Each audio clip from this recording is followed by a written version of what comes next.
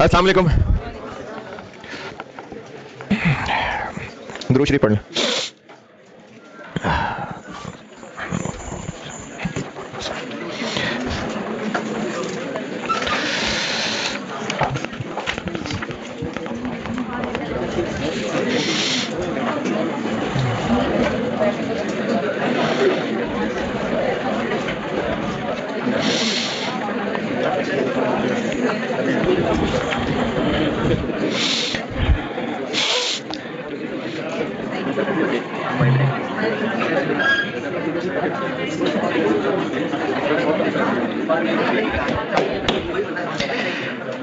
मुस्लिम 6578 सालिम रहमतुल्लाह अपने वालिद से रिवायत करते हैं, रसूल अल्लाह सल्लल्लाहु अलैहि वसल्लम ने फरमाया, मुसलमान मुसलमान का भाई है, ना उस पर जुल्म करे ना उसको दुश्मन के हवाले करे। जो शख्स अपने भाई की मदद में होता है अल्लाह उसकी मदद में होता है। जो अपने भाई की मदद में होता है अल्लाह उसकी मदद में होता है। और जो शख्स किसी मुसलमान से कोई मुसीबत दूर करता है तो अल्लाह क़यामत के दिन की मुसीबतों में से उससे एक मुसीबत दूर करेगा। और अगली बात, जो शख्स किसी मुसलमान की पर्दापोशी करता है अल्लाह ताला क़यामत के दिन उसकी पर्दापोशी करेगा। ये जो स्क्रीनशॉट वायरल और ऑडियोज वायरल और लानत भेज के शेयर करें,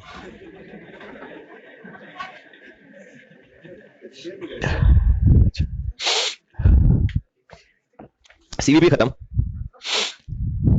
और परसों एक सवाल दिया था जो कल डिस्कस नहीं हो सका था, उसमें जो दो तीन मसले हो सकते हैं वो बता देता हूं अगर आपने किया है तो।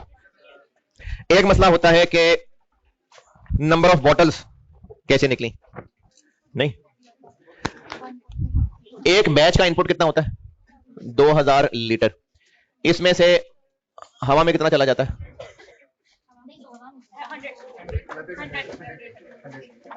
100। और बाकी वेस्ट होता है 200। तो जो प्रोडक्ट बनता है वो इतने लीटर होता है। और हम तो प्रोडक्ट बॉटल्स को कह रहे हैं, नंबर ऑफ बॉटल्स। तो एक बॉटल में कितने लीटर होता है? तो इसका मतलब है एक बैच से इतनी बॉटल्स बनती हैं। तो आपको इस बैच की सारी कॉस्ट को पर बॉटल बनाने के लिए, ये बीच में आवाज गायब हुई है, पर बॉटल बनाने के लिए बैच की कॉस्ट को इससे डिवाइड करना पड़ेगा। ये पॉइंट किसी को एतराज? फिर एक एतराज ये हो सकता है कि जो परसों मैंने क्लास में सवाल किया था उसमें तो डेप्रिसिएशन लिखी थी, तो इसमें डेप्रिसिएशन क्यों नहीं लिखी? क्योंकि परसों वाले सवाल में नया प्लांट में एडिशन थी, इसलिए डेप्रिसिएशन एडिशनल थी।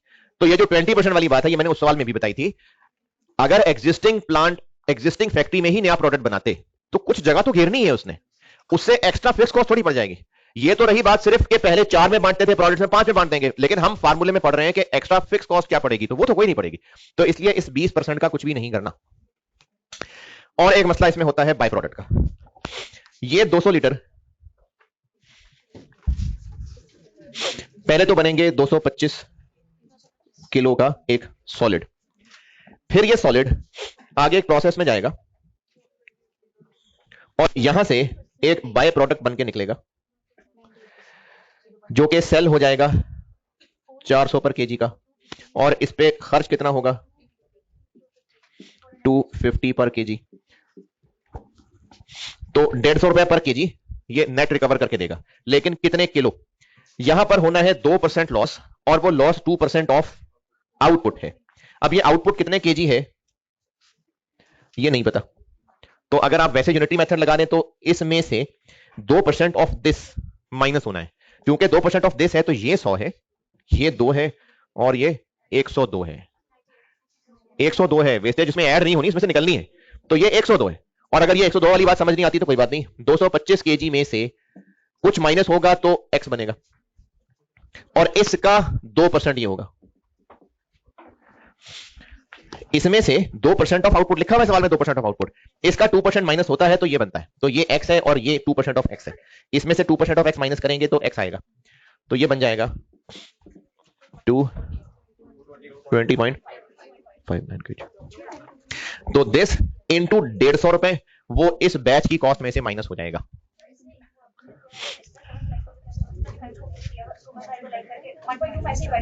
1.25 से डिवाइड कर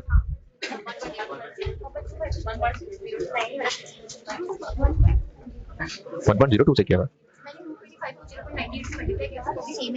सेम इसलिए आया था क्योंकि ये इतनी थोड़ी फिगर है कि आपको वो करीब करीब लग रही है, सेम नहीं है।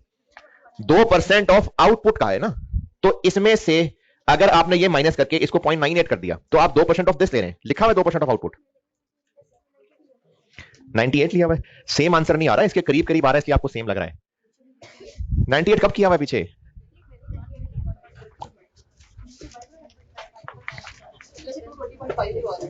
वैसे कैसे? अगर हाँ तो फिगर थोड़ी है ना, इसलिए लग रहा है आपको एक जैसा, हालांकि 2% ऑफ दिस नहीं है। अगर आप 0.98 करके कह रहे हैं कि ये आंसर ठीक ही आ रहा है तो क्या फायदा इसका? अगर ये नंबर बड़ा होता तो आंसर और चेंज हो जाता। 2% लॉस के साथ क्या लिखा नहीं है 2% ऑफ आउटपुट, तो जब लिखा हुआ है तो 2% ऑफ दिस है, फिर 2% ऑफ दिस नहीं है। जो लोग 98 कर रहे हैं वो 98 इसलिए कर रहे हैं क्योंकि इसमें से इसका 2% माइनस करेंगे तो इसका 98 बचेगा, तो इसका 2% है ही नहीं, 2% तो इसका है। तो ऐसे करना है, ऐसे कर लें, या यूनिटी मेथड मैंने कहा है तो इसका 2% है तो ये 100 है, ये 2 है तो ये 102 है। और इस सवाल में बताइए क्या पूछना है जी?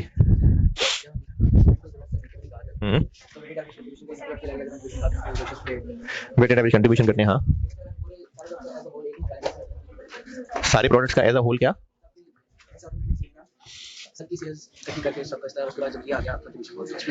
ये वेटेड एवरेज ही हो गया। ये जब आपने ये निकाला है ना, ये आपने सबका टोटल, और जब आपने टोटल की सीएस रेशियो निकाली तो एक्चुअली आप वेटेड एवरेज निकाल रहे हैं। नहीं, हम वेटेड एवरेज इसलिए करते हैं क्योंकि हमें पता नहीं ना टोटल कितने यूनिट्स हैं। यहां तो आपको टोटल अमाउंट पता थी। ये जो आंसर में किया हुआ ना एक्चुअली वेटेड एवरेज हुआ है। Inventory valuation, weighted average rate, सारी अमाउंट टोटल, सारे यूनिट्स टोटल, तो यही तो किया है, सारी कंट्रीब्यूशन टोटल डिवाइडेड बाय सारी सेल्स टोटल, तो जो सीएस निकला है वो वेटेड एवरेज ही निकला है। Autumn 16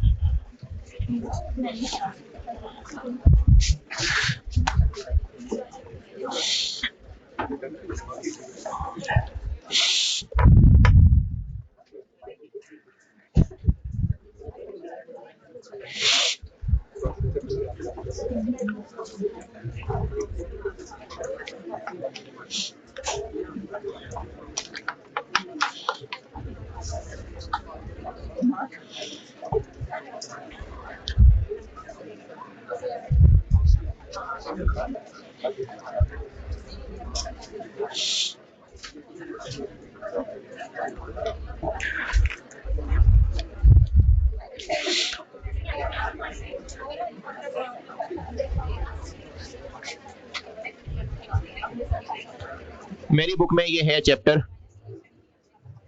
12, short term decision making. अच्छा शॉर्ट टर्म है तो फिर इसका मतलब कोई लॉन्ग टर्म भी होती होगी, वो एमएफए में। Long term decision making MFA में।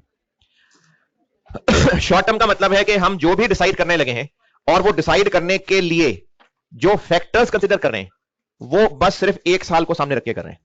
ये शॉर्ट टर्म डिसीजन मेकिंग है जिसमें हम सारी की सारी कैलकुलेशंस बस एक साल की बाउंड्री में ही कर रहे होते हैं, मल्टीपल ईयर्स नहीं होते इसमें।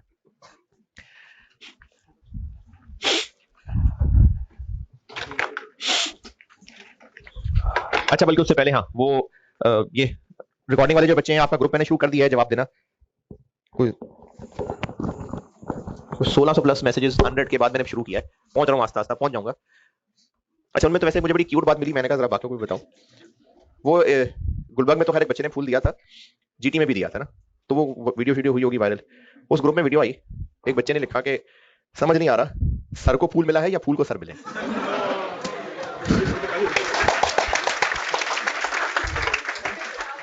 तो बड़ी क्यूट लगी यार मुझे आपकी बात। अच्छा वो खैर ये ग्रुप में भी बात चल रही थी और आप में से भी शायद कुछ बच्चे दिल में कहीं सोच रहे होंगे कि सर आप कोई रिवीजन प्लान देंगे, तो नहीं, ये जो रिवीजन प्लान होता है ना, ये होता क्या? पहली बात तो रिवीजन प्लान होता क्या है कि जो फरवरी का महीना अब रहता है तो उसमें क्या करना है, तो क्या करना है उसमें पढ़ना है। तो इसमें मैंने क्या कहना है? अच्छा इसमें चले कुछ टीचर्स रिवीजन प्लान देते होंगे, मैं उसमें उनकी अपनी मर्जी है, लेकिन मेरी अपनी जो सोच है वो उसमें डिफरेंट है। तो जो लोग रिवीजन प्लान देते हैं वो उनका ख्याल है, उनको देते होंगे रिवीजन प्लान। और जो मेरे नजर में एक दो रिवीजन प्लान अगर कोई गुजरे होंगे जो मुझे याद पड़ता है, तो शायद इस चैप्टर के ये सवाल करने और पहले ये करना और बाद में ये करना है, शायद इस तरह से कुछ टीचर्स गाइड करते होंगे। ठीक है, उनको ठीक लगता होगा। मेरा अपना जाती ख्याल ये है कि जो रिवीजन प्लान होता है ना, जब टीचर्स बच्चे को एक लिस्ट बना देते हैं कि बस आपने ये सवाल करना है। मैंने किया है बीकॉम और 99 में, तो उस दौर में ये होता था, पता नहीं अभी को बीकॉम किए हुए है और अभी ये होता तो पता नहीं, उस दौर में ये होता था कि पूरा सेशन पढ़ाने के बाद एंड पे टीचर्स 15-15 सवाल दे देते थे और कि बस ये 15 सवाल याद कर लें, और वो 15 सवाल बच्चे याद कर लेते थे थ्योरी में। न्यूमेरिकल में तो खैर ऐसा नहीं था, थ्योरी में। और वो जो टीचर्स एंड पे 15 सवाल देते थे, स्टूडेंट्स उसमें से भी अपने खुद छोड़ के तो 10 को कर लेते थे। तो जो टीचर्स एंड पे बच्चों का भला करके सोच के फरवरी के लिए एक प्लान बना के देते हैं, वो अपनी तरफ से जरूर अच्छा करते होंगे, मैं आपको सिर्फ अपनी ओपिनियन दे रहा हूं। उस प्लान में जब ये बता देते हैं ना कि आपने ये चैप्टर के ये सवाल करने हैं, तो बस मेरा ख्याल ये है जाती कि उसमें बच्चे अपने आप की तरफ से और फिल्टर लगाएंगे। वो जो टीचर ने 10 सवाल लिए होंगे, वो उसमें से भी 4 निकालेंगे, या चलो 6-7 निकाल लेंगे। और उस 6-7 के बाद जब पेपर में सवाल वो आ जाएगा जो टीचर के प्लान में नहीं था, देखो सर ने तो कहा था नहीं, सर ने तो कहा था ऐसे होगा, तो इससे ना बच्चा और ज्यादा अपने लिए मुश्किल करेगा। मेरा अपना जाती ओपिनियन ये है कि मैंने आपको सारा पढ़ा दिया, सारे नोट्स डिटेल से तसल्ली से बनवा दिए, अब आपने खुद पढ़ना है। और जनरल मशवरा ये है कि आपने सारे लेक्चर नोट्स पढ़ने हैं, सारे के सारे, सब कुछ लिखवाया है मैंने। ये अलग बात है कि आपने छुट्टी की और अगले दिन आके पूछा भी नहीं किसी से कि क्या लिखा है, तो वो आपका मसला है। या लेट आते हैं और सलाम दुआ करके दुकान खोलने में 15 मिनट और लगा देते हैं, और उसके बाद रजिस्टर खोलते हैं, फिर पूछते हैं चल लिखें ना लिखें, और जो 20 मिनट में गुजर गया होता है वो किसी से नोट भी नहीं करते, क्योंकि जो साथ बैठा होता है उसने भी नहीं किया होता। तो फिर तो चीजें रह गई हैं। अदरवाइज मैंने आपको ना सारा कुछ बड़ी डिटेल से लिखवाया हुआ है, बहुत सारा तफसील से नोट्स बनवाए हैं। अगर आप वो सारे लेक्चर नोट्स अच्छी तरह पढ़ लें, हाँ ये जरूर मशवरा दे रहा हूं कि उल्टा चलने तो ज्यादा बेहतर है। यानी अगर आप रिवीजन उल्टी शुरू कर लेना, अब आप यहां से पहले सीबीपी रिवाइज करें, फिर वेरिएंस रिवाइज करें, फिर उल्टा चलना शुरू कर दें, तो वो मेरा ख्याल ये है कि आप जल्दी कवर कर लेंगे। बनिस्बत इसके इन्वेंटरी वैल्यूएशन खोल के बैठे और आपको लगे कि मुझे तो सब भूल गया है, तो वो जो सब भूल गया है वो कॉन्फिडेंस गिरा देगा आपका। तो इसलिए ये मैं जरूर कह रहा हूं कि आप उल्टी रिवीजन शुरू कर दें। अदरवाइज आपने सारे लेक्चर नोट्स करने हैं, जो क्लास वर्क होमवर्क के सवाल हुए उतने भी हो जाना बहुत है, वो भी नहीं होते लोगों से पूरे। उनमें जितने लिख के कर सकें बेस्ट है, जो लिख के ना कर सकें वो कम से कम जबानी देखें, उनका सोल्यूशन समझें और अपने आप को बताएं कि ऐसा क्यों हुआ है। सोल्यूशन याद करने की, तस्वीरें खींचने की जरूरत नहीं है, अपने आप को बताएं कि ऐसा क्यों हुआ था। और अगर ये कर सकें कि हर सवाल में कुछ की पॉइंट्स की कैलकुलेशन कुछ समरी सी बना सकें, अगर टाइम मिले, तो ये आपको मार्च के वाले हफ्ते में काम देगा। जब आप मार्च में एग्जाम की वो पेपर वाले दिन की तैयारी कर रहे होंगे ना, तो आपको हर सवाल की इस तरह की बनी हुई की पॉइंट्स की समरी, जैसे इस सवाल में हमने ओवरहेड्स बिल्कुल टू दी पॉइंट, पूरे पूरे मजमून नहीं लिखने, इसमें हमने फिक्स्ड ओवरहेड्स ब्रेक इवन से निकाले थे। इस तरह की जो ट्रिकी चीजें हुई होती है ना, वो अगर आप समरी बना के लिख लें हर सवाल में 2-3 पॉइंट, तो ये मार्च में पेपर वीक में आपको हेल्प देगी ये बात। इससे ज्यादा बेटे मैं आपको कोई लिस्ट नहीं दूंगा।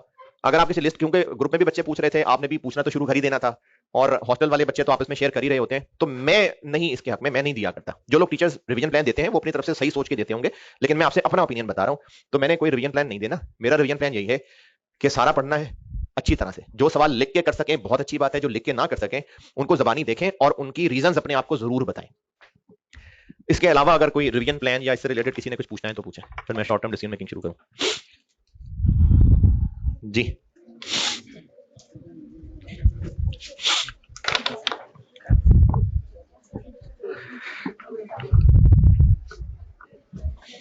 हाँ, एक मशवरा और, ये भी मेरा अपना जाती ओपिनियन है, क्योंकि मैं ऑन कैमरा भी कह रहा हूं तो क्लिप दिखा के और लोगों को भी दिखाएगा, तो इसलिए मेरा जाती ओपिनियन है। आई कैप ना कुछ रिवीजन क्लासेस कंडक्ट करता है, आपको भी आजकल में कोई प्लान भी शायद आई कैप की तरफ से शेयर हो जाए। मेरा ख्याल ये है कि ये कोई फरवरी में कुछ 8 से 15 के दरमियान कहीं होंगी आई कैप की ना मुख्तलिफ रिवीजन क्लासेस होंगी। तो उनके बारे में कुछ बच्चे पूछते हैं कि रिवीजन क्लास लेनी चाहिए कि नहीं लेनी चाहिए।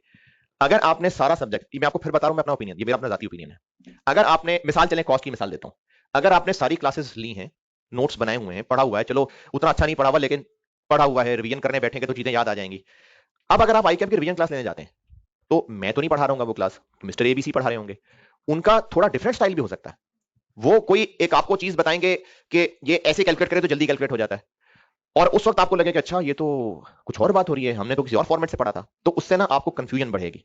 तो इसलिए रिवीजन क्लासेस मेरे जाती ओपिनियन में उन बच्चों को फायदा देती हैं जिन्होंने या तो सिरे से पढ़ाई कुछ नहीं होता टीचर से, और किसी तरह से जोर लगा के कुछ ना कुछ जोड़ तोड़ करके किसी जगह पहुंचने की कोशिश कर रहे होते हैं, तो वो रिवीजन क्लास उनको हेल्प कर देती है। या रिपीटर होते हैं, पहले कभी पढ़ा होता है, इस बार खुद पढ़ रहे होते हैं, तो वो रिवीजन क्लास, एक क्विक रिवीजन जब सारी होती है तो वो उसको हेल्प कर देती है। लेकिन रेगुलर पढ़ा हुआ बच्चा जो अच्छे अच्छे पढ़ता आ रहा था, उसको तो मेरी सजेशन, जाती ओपिनियन है, वो ना लेना, वो क्लास कंफ्यूजन बढ़ जाएगी आपकी। और कोई इस तरह के सवाल?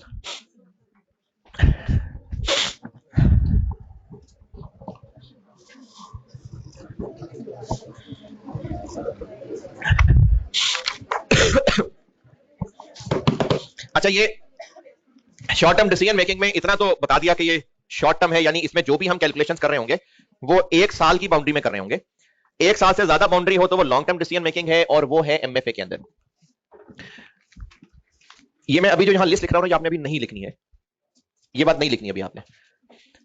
इसमें ना कुछ टाइप्स ऑफ डिसीजंस हैं। स्पेशल ऑर्डर है, मेक और बाय है, लिमिटिंग फैक्टर है, फर्दर प्रोसेसिंग डिसीजन है, कंटिन्यू और शटडाउन है। लिखना भी आखिर क्या था आपने, ये मैं आपको अगली क्लास में लिख के दूंगा, और हमने इनको एक एक करके सीखना भी होगा। इनसे पहले सिर्फ आपको डिसीजन मेकिंग का आइडिया देने के लिए, और जिन लोगों ने इन्वेंटरी मैनेजमेंट की क्लास साथ साथ ली है, कल भी ली है क्लास, तो कल मैं ये बात शुरू कर चुका हूं, रेलिवेंट का जो बात की थी। तो इससे पहले कुछ मैं आपको ना जनरल बातें बताऊंगा डिसीजन मेकिंग की, और कुछ नए पुराने में से ऐसे सवाल जो इस तफसील में जाए बगैर किए जा सकते हैं वो करूंगा। उसके बाद मैं इस लिस्ट पे जाऊंगा। अभी मैं आपको डिसीजन मेकिंग के short term decision making, short term 1 साल की कैलकुलेशन होगी, बस जो मल्टीपल ईयर्स की कैलकुलेशन है वो एमएफए में होगी। और ये स्पेसिफिक टाइप्स ऑफ डिसीजन हैं जिनमें हर एक का अपना अपना एक डिफरेंट वर्किंग का फॉर्मेट होता है, ये हमने पढ़ना है। लेकिन इस तफसील में जाने से पहले मैं आपको एक ओवरऑल आइडिया देने के लिए इन टाइप्स का जिक्र नहीं कर रहा, और ये कह देता हूं कि जनरल डिसीजंस। पहले हम ये देख जनरल। जनरल में इसलिए कह रहा हूं कि ये इन टाइप से पहले बता रहा हूं, इसलिए मैं बस जनरल कह रहा हूं। और इसमें दो ही बातें हो सकती हैं,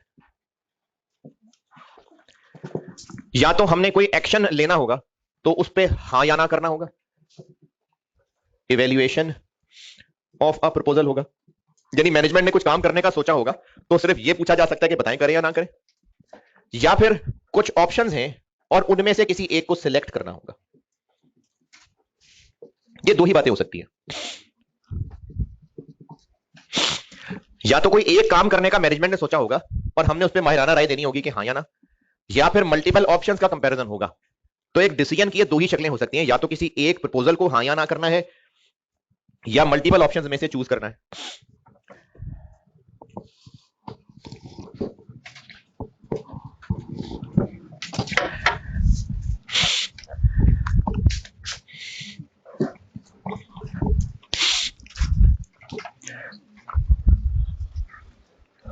और इन दोनों में डिसीजन हमने लेना कैसे, यानी हम इसका रूल क्या बनाएं या इसका क्या मैकेनिज्म रखें। तो हम ये करेंगे कि मैं इसी 1 2 को 1 2 कह दूं, इधर इसी 1 का जवाब इधर 1 और 2 का जवाब इधर 2 में दे रहा हूं।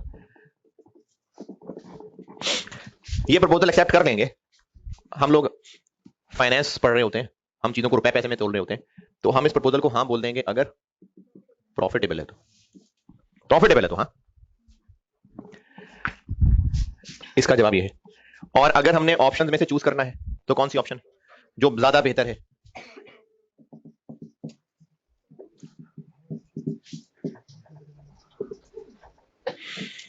जो सबसे ज्यादा फायदे में है। अच्छा, सबसे ज्यादा फायदे में हो सकता है सारी ऑप्शंस प्रॉफिट वाली हों, सब प्रॉफिट वाली ऑप्शंस हों, तो जिसमें सबसे ज्यादा प्रॉफिट हो, या सारी ऑप्शंस हों ही खर्चे वाली तो जिसमें सबसे कम खर्चा हो। ये मतलब है मोस्ट बेनिफिशियल का। तो अगर तो हमने करना होगा किसी एक प्रपोजल को हाँ या ना, तो तरीका है प्रॉफिटेबल है तो हाँ, और अगर डिसीजन है ऑप्शंस का कंपैरिजन तो हम वो ऑप्शन चुनेंगे जो मोस्ट बेनिफिशियल है।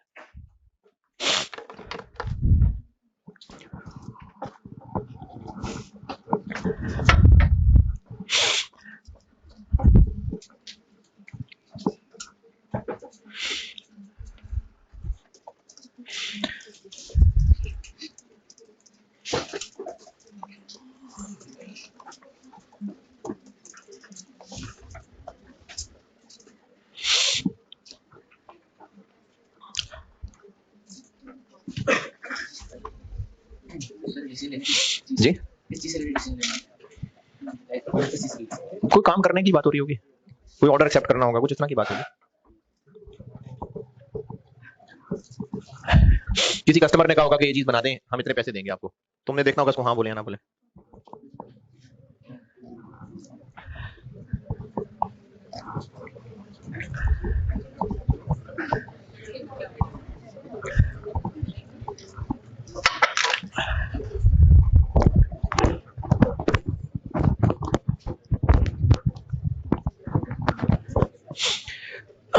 अच्छा ये यहां तक लिखा, इसके लिए ना एक नोट लिखें, लिख अभी लें क्योंकि ये अंग्रेजी पूरी कर दूं ताकि, लेकिन समझाऊंगा मैं कल, अभी नहीं समझाऊंगा कल। और जिन्होंने इन्वेंटरी मैनेजमेंट पढ़ना शुरू कर दी हुई है तो वहां मैंने ये बात कल शुरू कर दी थी। अभी अगर क्लास आपने नहीं ली है तो कोई बात नहीं, इस रेगुलर वाली क्लास में मैं ये बात कल समझाऊंगा। अभी सिर्फ लिख लें ताकि ये अंग्रेजी पूरी कर दूं। लिखिए लें कि इन कैलकुलेशंस के लिए ये हमने सिर्फ रेलेवेंट इनकम और रेलेवेंट कॉस्ट यूज करनी है। अब ये रेलेवेंट क्या होती है ये कल करूंगा बात। इन कैलकुलेशंस के लिए हमने रेलेवेंट इनकम और रेलेवेंट कॉस्ट यूज करनी है।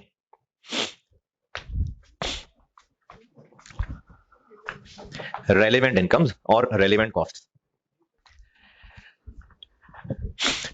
चलें कुछ ये जनरल से सवाल करते हैं, फिर मैं आपको उन टाइप्स ऑफ डिसीजन पे कल लेके जाता हूं। अभी आप खोल लीजिए एक सवाल लेबर वाले चैप्टर का, लेबर वाले चैप्टर में होगा। लेबर वाले चैप्टर में मेरी बुक में क्वेश्चन 9 था, टॉय लिमिटेड। लेबर वाले चैप्टर में मेरी बुक में क्वेश्चन 9 ऑटम 2009 का सवाल था, और इसी का फिर एक डिफरेंट वर्जन वो होमवर्क है, लेकिन करना है होमवर्क। ऑटम 9 अभी पढ़ लीजिए, और होमवर्क है इसी का नया वर्जन स्प्रिंग 22, जी इसी चैप्टर में है। मेरी बुक में क्वेश्चन 3 अर्जेंटीना लिमिटेड के नाम से है, स्प्रिंग 2022 अटेम्प्ट का सवाल था, इसी का वर्जन था, थोड़ा सा एडवांस था तो इसलिए होमवर्क दे रहा हूं, लेकिन करना जरूर है? नहीं ज्यादा एडवांस नहीं, आपको फिगर्स भी मिलती जुलती लगेंगी, लेकिन इसमें सिर्फ इंटरेस्टिंग बात यह है कि अभी आज वाले सवाल में मैं जिन दो सिचुएशनों को कंपेयर कर रहा हूं, होमवर्क में ये थोड़ा सा क्रिटिकल है पहचानना कि कंपेयर करना किसके साथ है। ये एक अच्छी चीज थी उसके अंदर, वरना कैलकुलेशंस ऑलमोस्ट मिलती जुलती हैं। अभी करने लगे हैं ऑटम 9 और होमवर्क दिया है स्प्रिंग 22, और ये दोनों सवाल मेरी बुक में चैप्टर लेबर वाले में है।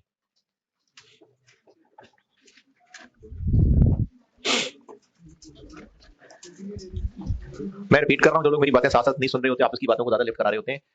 अभी कर रहे हैं लेबर के चैप्टर में मेरी बुक में क्वेश्चन 9 ऑटम 2009 अटेम्प्ट का सवाल है, टॉय लिमिटेड, और होमवर्क दिया है इसी का एक वर्जन लेबर वाले चैप्टर में ही मेरी बुक में question 3 Argentina limited spring 22 attempt का।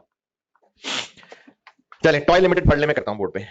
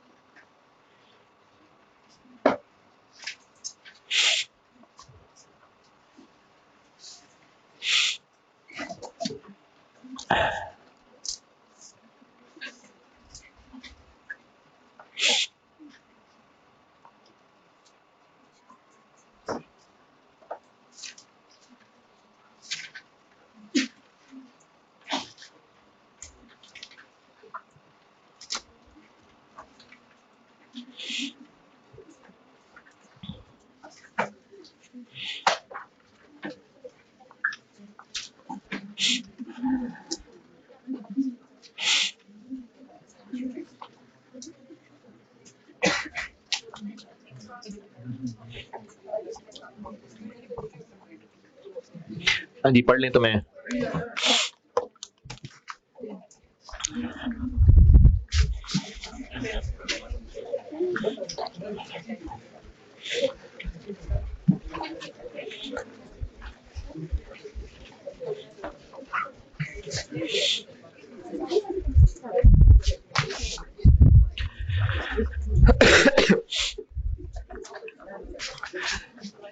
इसमें ये डिसीजन क्या है, मैं अभी क्यों करा रहा हूं उसको।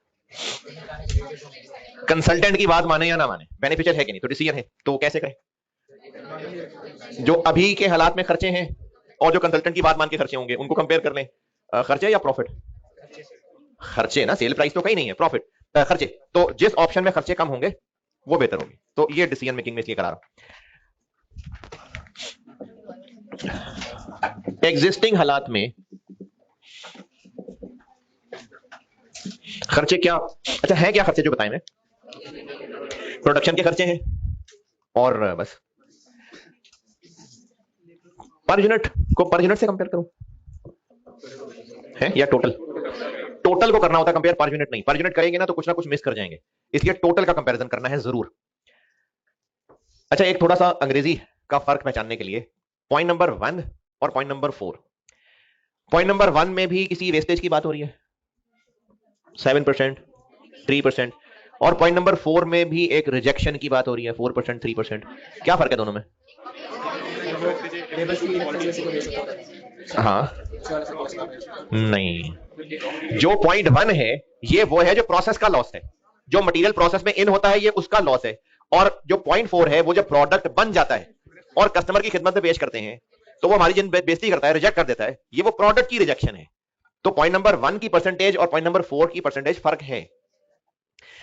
पर यूनिट कंपेयर करना है कि टोटल? टोटल। तो अभी हम कितने यूनिट्स बनाते हैं और तब कितने बनाएंगे?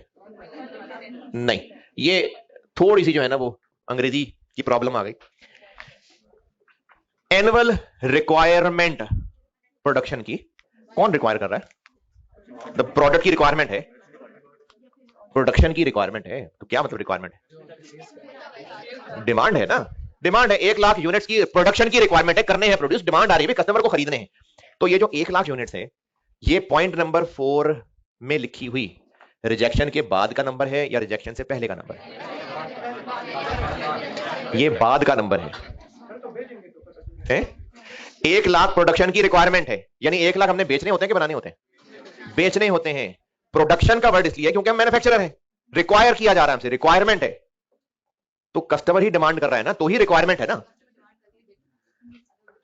नहीं, कस्टमर ये थोड़ी कर लाओ बता के मैं रिजेक्ट करूं, तो सिर्फ तंग थोड़ी कर रहा है कस्टमर। हाँ नहीं, तो वो रिजेक्ट करने के लिए नहीं ना मंगवा रहा, वो तो उसकी रिक्वायर्ड क्वालिटी पे पूरी नहीं उतरते तो रिजेक्ट कर देता है।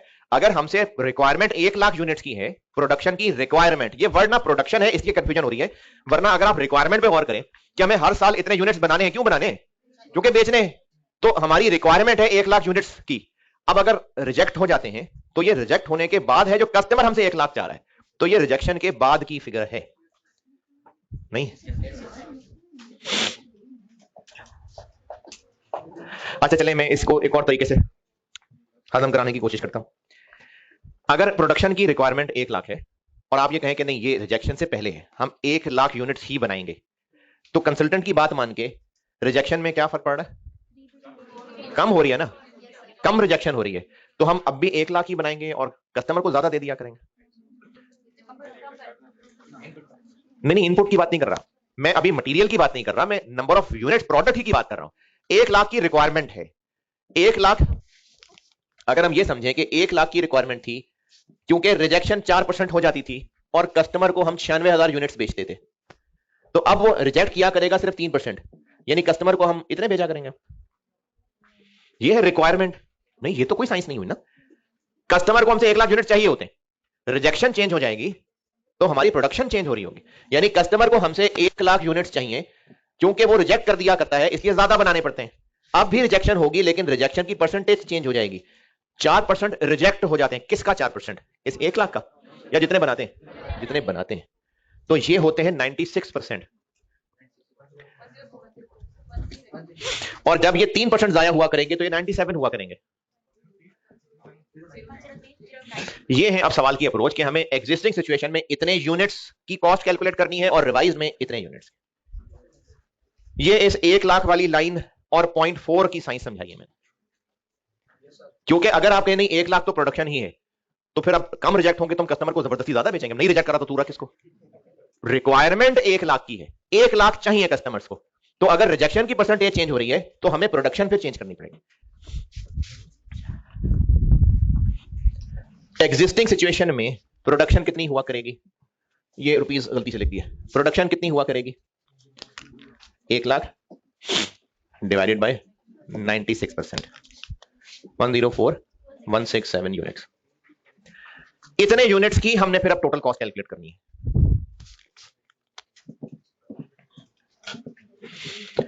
इसीलिए कह रहा था कि पर यूनिट नहीं, टोटल पे कैलकुलेशन करनी है, क्योंकि नंबर ऑफ यूनिट्स भी तो चेंज हो रहे हैं। तो कैलकुलेशन डिसीजन मेकिंग में टोटल पे करनी है कंपैरिजन। क्या क्या खर्चा आया करता है? मटेरियल, लेबर, ओवरहेड की लाइन अलग लिखें या बेशक 600 को यूज कर लें? क्यों अलग अलग? तो वो तो रिवाइज सिचुएशन में निकालूंगा ना। एग्जिस्टिंग में क्या अच्छा लगना है मटेरियल, लेबर, ओवरहेड देखने, बस 600 रुपए। किसी ने लिखना है तो लिख ले चले। 600 इंटू 104,167 थाउजेंड में बता दें।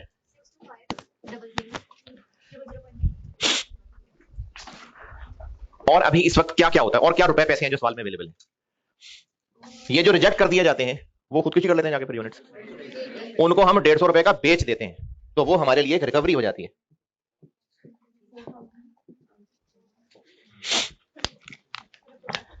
कितने रिजेक्ट होते हैं? अब इस पे परसेंटेज क्या लगानी है जी? 4167 और एक बेच देते हैं 625। तो अभी इस वक्त के हालात में हमें ये काम टोटल कॉस्ट करता है 61,875।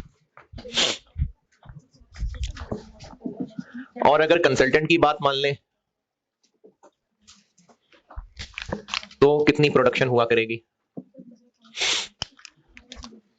100,000 डिवाइडेड बाय 97, 103,093 यूनिट्स।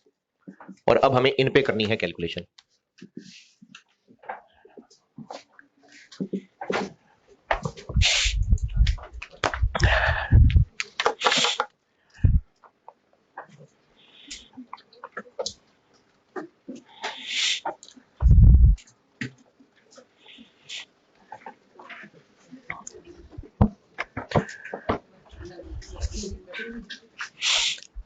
अच्छा, ये ऑनलाइन वाले बच्चों से एक खिताब।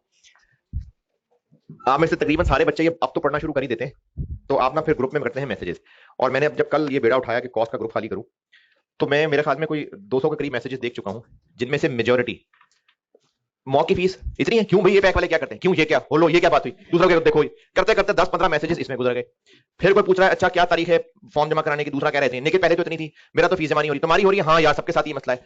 अब ये इतने सारे मैसेजेस जब बेटे होते हैं ना, अभी जैसे अब कोई पूछ रहा है लेक्चर डाउनलोड कैसे करते हैं, फिर ये चल रहा है कि 2 की स्पीड का ऑप्शन नहीं आ रहा, फिर कहता नहीं 1.75 पे गुजारा कर लो, होता क्यों और आता है ऑप्शन नहीं, ये लैपटॉप मोबाइल। हाँ, अब जब बेटे रश मच रहा है ना मैसेजेस का, तो मैं भी नहीं मैसेजेस देख पाऊंगा आपके, और जो बाकी बच्चे हैं जिनके लिए मैसेजेस के जवाब देना होता है ना, उनके मैसेजेस मिस हो जाते हैं। तो ये अपने जज्बात का इजहार ना करो ना यार, अब आखिरी महीने में सब पढ़ रहे होते हैं, तो ये इस तरह के मैसेजेस ना फैलाएं ग्रुप में। ओके ब्रो, हो गया, thank you.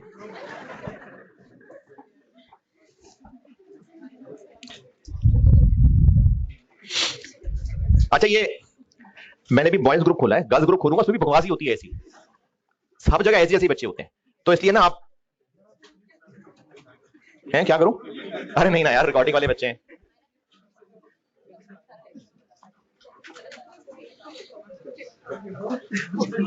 Sir her chapter में रिवीजन के क्वेश्चन बता दें। सर नहीं बताते। अच्छा सच्ची क्यों? इतने सारे हैं, वो क्यों? ये मैंने आपको 5 मैसेजेस बताए, ये 5 मैसेजेस हो गए। तो ना करें मेरे बच्चों, ऐसे ना करें, इतने सारे मैसेजेस करते हैं ना, तो फिर वो रश बनता है और फिर मैं भी नहीं सारे देख पाता, और बाकी लोगों को भी ना काम के सवाल मिस हो जाते हैं। नहीं, एंजॉय तो करता हूं लेकिन टाइम भी नहीं है ना इसका।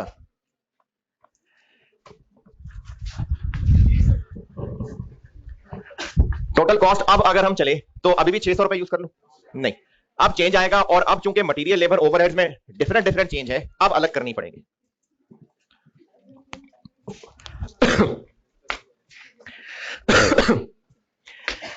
अच्छा, अब आप में से ना ये जो फिजिकल वाले बच्चे बैठे हैं, ये बारी बारी आके मुझसे मल्टीपल बच्चे पूछ चुके हैं, ये आगे भी ऐसे ही होगा।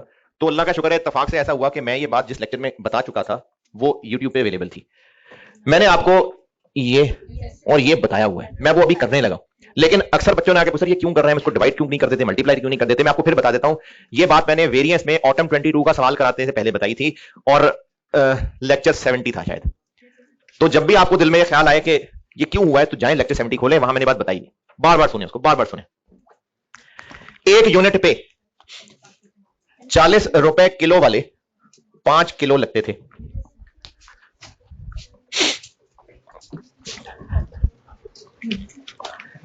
₹40 किलो वाले 5 किलो लगते थे। लेकिन पहले जब 5 किलो लगते थे ना, तो वो 5 किलो इसलिए लगते थे कि प्रोसेस में 7% लॉस हो जाता था। अब होगा लॉस 3%। तो अब ज्यादा भारी प्रोडक्ट बेचना शुरू कर दें, इनपुट रिवाइज हो जाएगा। तो पहले होता था 7% लॉस, तो हमें पहले जाना पड़ेगा इधर, फिर 3% लॉस रह जाएगा, फिर वापस आना पड़ेगा 0.97। एक यूनिट पे इतने किलो लगा करेगा, 40 रुपए किलो है, और हमने बनाने हैं अब की बार 103093 यूनिट्स। 19768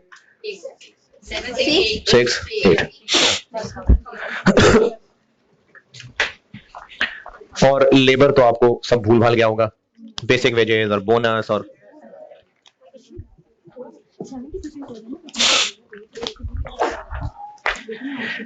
कंसल्टेंट ने कहा है कि आप एक तो उनका वेज रेट बढ़ाएं ना, 25 रुपए में क्या होता है, तो एक तो उनका वेज रेट बढ़ाएं, उससे ये बेचारे खुश हो जाएंगे। उसके अलावा उनको ऑफर करें आप बोनस, और उनको कहें कि अगर टाइम बचा दोगे तो बचे हुए टाइम का फिर हम तुम्हें 18 रुपए बोनस देंगे। और ये जिनको वर्ड बोनस नजर नहीं आ रहा, तो बोनस का वर्ड नहीं लिखा हुआ, प्रीमियम लिखा हुआ है। और जिनको ये प्रीमियम के वर्ड से लग रहा है कि सर इस सवाल में तो ओवर टाइम है, तो वर्ड प्रीमियम लिखा है उसने, इसका मतलब ओवर टाइम नहीं है। क्योंकि आप जब प्रीमियम का वर्ड पढ़ेंगे और मेमोरी में लेबर के चैप्टर पे जाएंगे, तो फिर आपको premium premium premium over time premium होता था, ओवर टाइम प्रीमियम। तो ये ओवर टाइम प्रीमियम नहीं है, ये बोनस ही है। ये वर्ड जरूर प्रीमियम लिखा है, क्योंकि वर्ड से नहीं पहचाने, हम देख रहे हैं कि टाइम सेव्ड का 18 रुपए मिलेगा, तो बोनस है ये। तो इसमें हम लोग उस चैप्टर में करते आए हैं टोटल लेबर कॉस्ट या टोटल वेजेस, बेसिक वेजेस और बोनस। और बेसिक वेजेस में एक तो जो 25 रुपए का रेट था वो हो जाएगा इतना, और बोनस का रेट 18। इसको मल्टीप्लाई करूंगा टोटल आवर से, इसको टाइम सेव्ड से, तो वो एक्चुअल आवर्स और टाइम सेव्ड निकाल लेते हैं।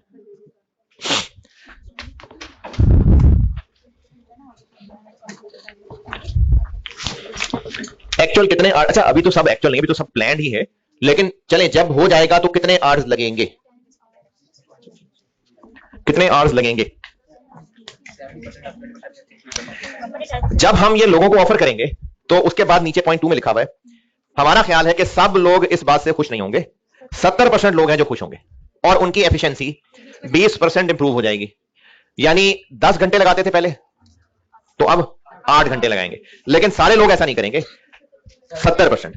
तो जितने टोटल यूनिट्स हैं 103093, इतने यूनिट्स बनाने वाले 70% लोग, या ये कह लें कि 70% यूनिट्स जो लोग बना रहे होंगे वो लगाएंगे 8 घंटे, और जो बाकी 30% लोग हैं, या ये कह लें कि 30% यूनिट्स बनाने वाले जो लोग हैं वो 10 घंटे लगाएंगे।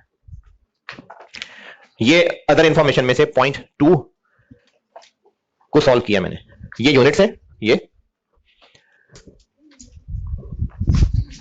70% लोग, यानी इन यूनिट्स में से 70% जो लोग बना रहे होंगे एक यूनिट के लिए 8 घंटे लेंगे, और जो बाकी 30% लोग हैं वो एक यूनिट के लिए वही 10 घंटे ही लेंगे। ये 10 कहां से आया, ये एग्जिस्टिंग है, और 8 कैसे बना, 20% इंप्रूवमेंट के बाद। तो कितने घंटे लगेंगे, 88 66, जीटी में तो 6600 बोला था किसी।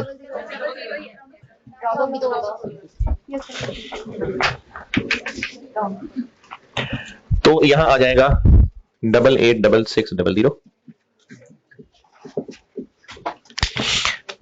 कितना 2482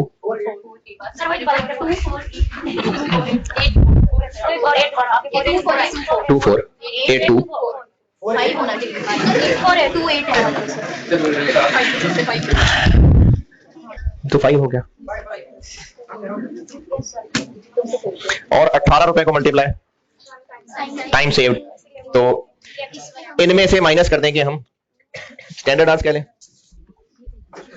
यानी सब लोगों को वैसे कितना टाइम लगाना चाहिए था? 10 घंटे।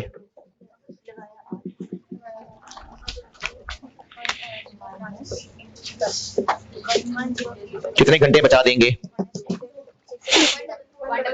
144,330। ये टाइम सेव्ड होगा। आप ये भी कर सकते हैं कि दिस इंटू 2, तो ये आएगा दिस इंटू 2, तो ये आएगा।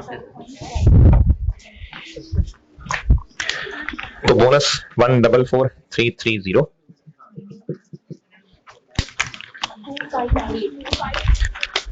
2598 और ये टोटल बन गई 27,423।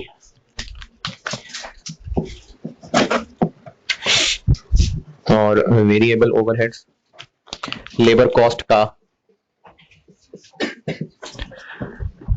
नहीं 55, 60 पहले होता था, अब 60 होगा, अब 55 होगा। ये 0.3 में लिखा हुआ शायद 15। और रिजेक्टेड माल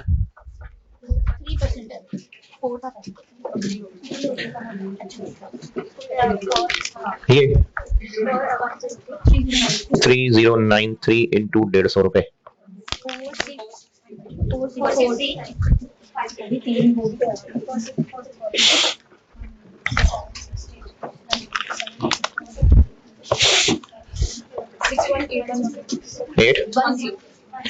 तो क्या कंक्लूजन हुआ? तो कंक्लूजन ये है कि हमें सजेशन को बिल्कुल मान लेना चाहिए क्योंकि खर्चा कम हो रहा है।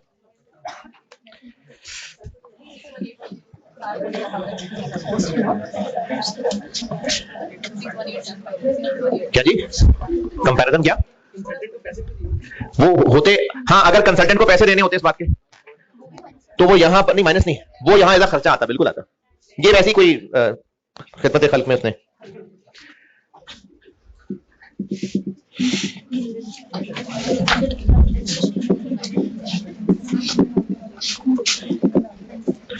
इससे हमारे खर्चे कम हो जाएंगे तो हम इसकी बात को मान लेंगे, है जी? Very good question.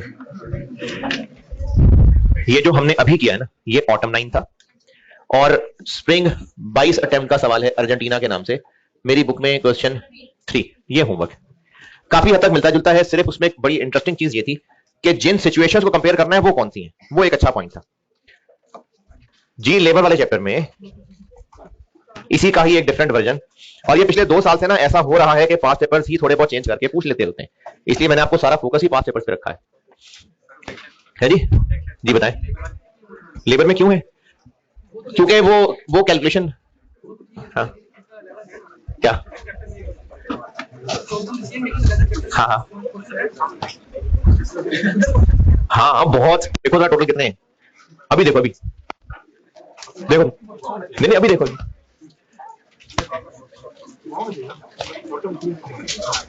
Short term decision making में कितने क्वेश्चन डाले हैं मैंने? 27।